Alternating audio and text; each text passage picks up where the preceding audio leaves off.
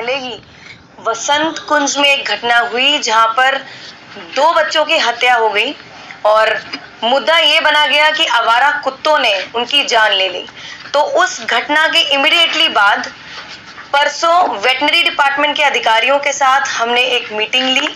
साथ ही आज भी हमने जो भी एनजीओज हैं जो नगर निगम के साथ एसोसिएट है, एक पॉलिसी है, एक नगर निगम की स्कीम है ABC scheme, ABC policy, animal birth control policy.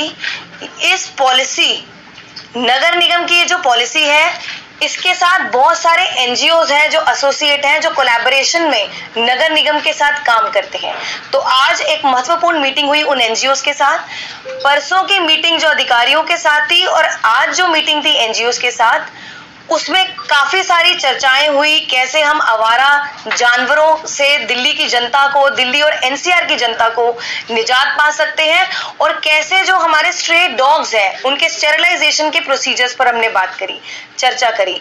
और दोनों मीटिंग्स में हमने ये पाया कि जो अभी तक पिछले 15 सालों से जो अभी तक आवारा जानवरों पर की स्टेरिलाइजेशन पर काम हो रहा था, काफी सारे लूप होल सामने आए।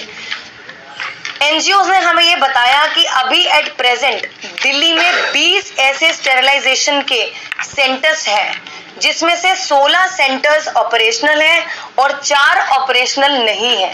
साथ ही जो अभी तक प्रोसीजर स्टेरिलाइजेशन का हमें बताया गया अधिकारियों द्वारा और एनजीओ के द्वारा, उस पे भी एक सवालिया निशान सा दिखा। और जितने भी एनजीओज हैं उनमें से ये भी पाया गया कि कुछ जो एनजीओज हैं वो भारतीय जनता पार्टी के एसोसिएशन में चल रहे हैं, और उन एनजीओज की भी काफी सारी कंप्लेंट हमें मिली कि क्या क्या कमियां हैं उन सेंटर्स में, इंफ्रास्ट्रक्चर की कमी है। और आपको ये भी मैं बताना चाहूंगी, अभी तक पिछले 7-8 सालों में जितने भी दिल्ली और एनसीआर में आवारा जानवर हैं, उनकी जनगणना 7-8 सालों से नहीं हुई है। तो और ये भी है, जो घटना वसंत कुंज में अभी कुछ दिन पहले हुई, वो जो बच्चों की जो डेथ हुई है, उनकी जो पोस्टमार्टम की रिपोर्ट है अभी वो भी सामने नहीं आई है। तो अभी तक उस पे भी एक सवालिया निशान है कि उनकी हत्या हुई है या उन आवारा कुत्तों की वजह से हुई है। तो अभी बहुत सारी चीजें हैं जो सामने आई, हम सब ने चर्चा की, और उस आज की चर्चा में हमने जितने भी एनजीओज हैं, अधिकारी हैं, हमने उनको एक डिटेल्ड एक्शन प्लान बनाने को बोला। उनको बोला गया है कि आने वाले टाइम में हम एक और मीटिंग लेंगे, एक वो प्रेजेंटेशन देंगे कि कैसे हम अपने स्टेरिलाइजेशन प्रोसीजर है जो आवारा जानवरों का, उसको ज्यादा एफिशिएंट और इफेक्टिव बना सकते हैं। जैसे कैसे हम जितने भी आरडब्ल्यूए हैं उनको कांटेक्ट में लाकर उनसे चर्चा कर सकते हैं कि कैसे गली गली में जो आवारा जानवर हैं, स्ट्रे डॉग्स हैं, उनके साथ मिलकर हम चर्चा कर सकते हैं। और हम जितने भी एक्सपर्ट्स हैं उनको इन्वॉल्व कर सकते हैं।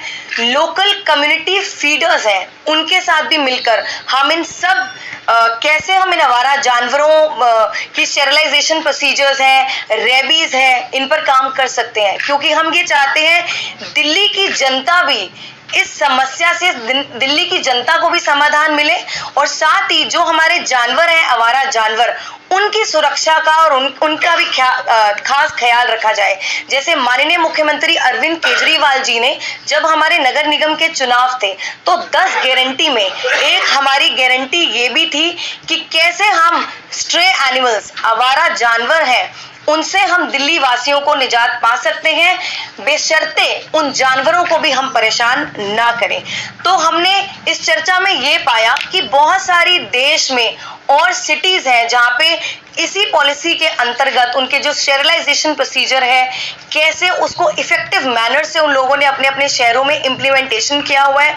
और अगर दुनिया में भी अगर ऐसी कोई स्कीम है जिससे स्ट्रे एनिमल्स के ऊपर स्टेरिलाइजेशन प्रोसीजर कैसे इफेक्टिव किया गया है और कैसे हम उनकी पॉपुलेशन को भी कंट्रोल कर सकते हैं, तो बेस्ट से बेस्ट प्रैक्टिसेस हम आने वाले टाइम में इनको इम्प्लीमेंटेशन करने वाले हैं।